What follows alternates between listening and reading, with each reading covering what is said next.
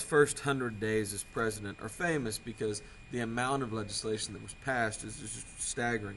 But these programs, these first 100 days legislation, were mostly stopgap measures. They were trying to just stop the bleeding.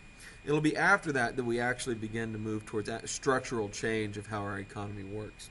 In May of 1933, the Agricultural Adjustment Act is passed. It sets limits on production of wheat, cotton, corn, hogs, tobacco, and dairy.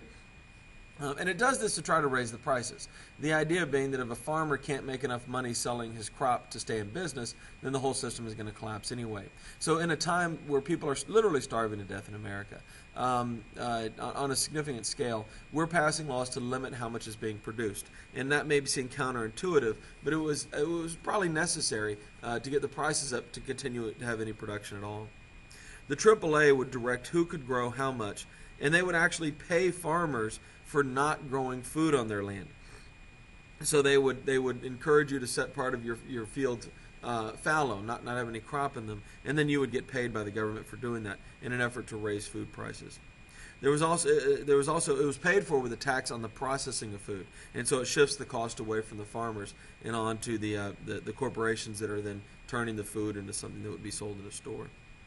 Farm prices are subsidized by the government to parity. We just simply subsidize farmers to bring prices up to a point where farms can stay in business. And this works.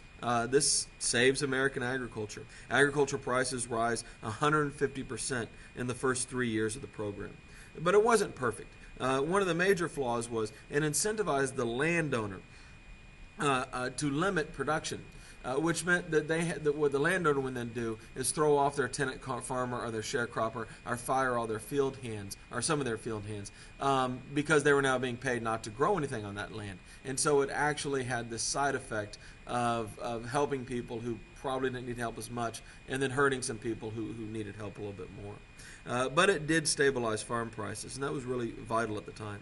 In January of 1936, the Supreme Court strikes down parts of the AAA, saying the government setting limits on production and determining production is bad. It's kind of this just basically an attack on a regulated economy. A few months later, Congress resubmits the bill as a soil conservation project. It's called the Domestic Allotment Act. And so this all of a sudden makes it acceptable constitutionally because no longer is the point of the bill to set production limits. The Resettlement Act of 1935 and the Farm Securities Administration of 1937 provided loans for farmers to relocate to better land.